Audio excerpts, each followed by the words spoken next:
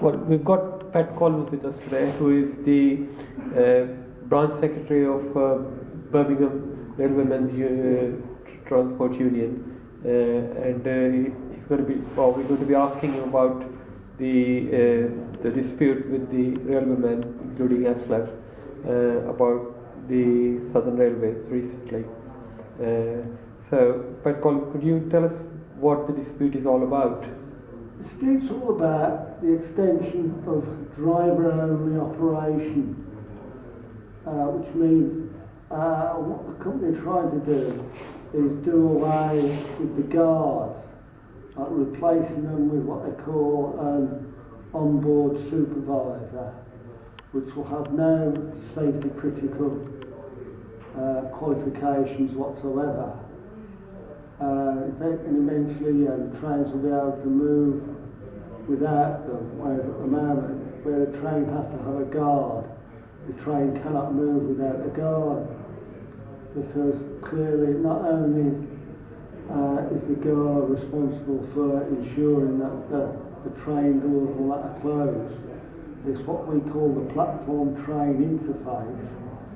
Ensures that safety of the railway and the safety of should anything happen to the train or anything happen to the driver, then the guard has responsibilities to protect the train. So Pat, how is it going to affect the ordinary people who actually use the trains on a regular basis, particularly the vulnerable people?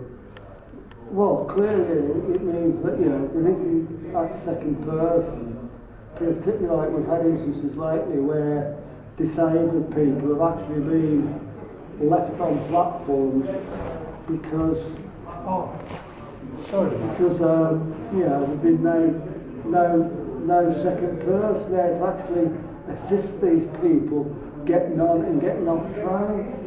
So how is it going to affect if the train actually breaks down on the road, on the track, when people are not there to help somebody who is either disabled or unable to use services within the railways? Well, it obviously affects, the service. Somebody's not there to obviously help disabled people, but what happens is that in an emergency, if the train breaks down or anything comes to the train, then the driver is supposed to protect the front of the train, but the guard has duties to actually protect the train at the rear, and also ensure if it comes to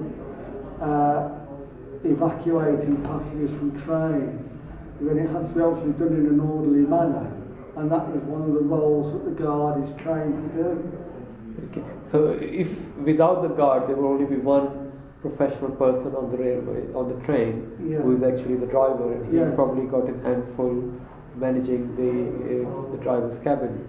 Yes, because what they're trying to say is that they've got the technology, but what you've got at the moment is somebody who actually steps out of the train and looks down the train from the platform to make sure everything's up before he closes the door, and then gives the go-ahead for the driver to move.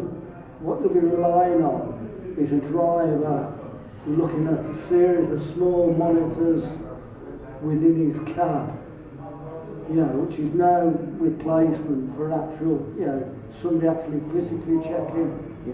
So the last month, I think SLF actually and RMT took action against the Southern Railways. What was the outcome of that? Or? Well, obviously the outcome was, it caused major disruption, obviously. The issue's still ongoing.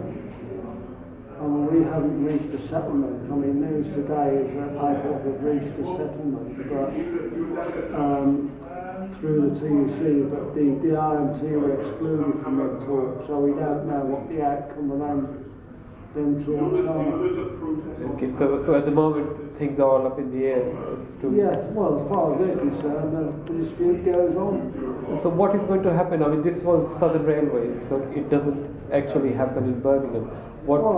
Is going obviously, Southern Railway has been chosen as what you might call the guinea pig, they've been chosen to trial it because obviously if they get away with it on sudden, and I thought that the intention was to try and roll it out across the country because Arriva Rail North were going to be the next company, but they've now agreed to enter into discussions about the safety of the train with the RMT. But we've also got an issue with Merseyrail, who are planning to buy new trains that will be driver-only operated, and we're about to enter into dispute with them and ballot our members. So this is going to have an impact on the people working in the railways. Is there going to be any redundancies or?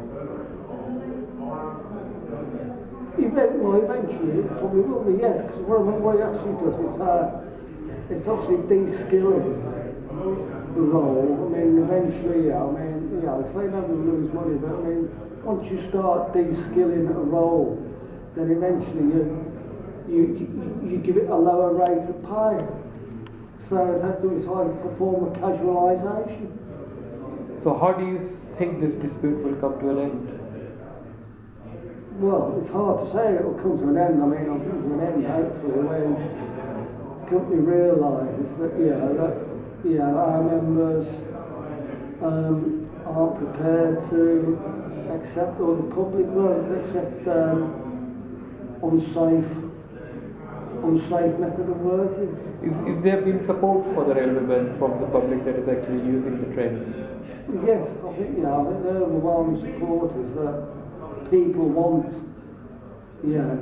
qualified people on board. They want, they want to know that, whilst they're travelling, there is somebody there to protect them. Well, I think, Pat, thanks very much for agreeing to this interview. And good luck with your dispute with the railway owners. Okay, thanks so much.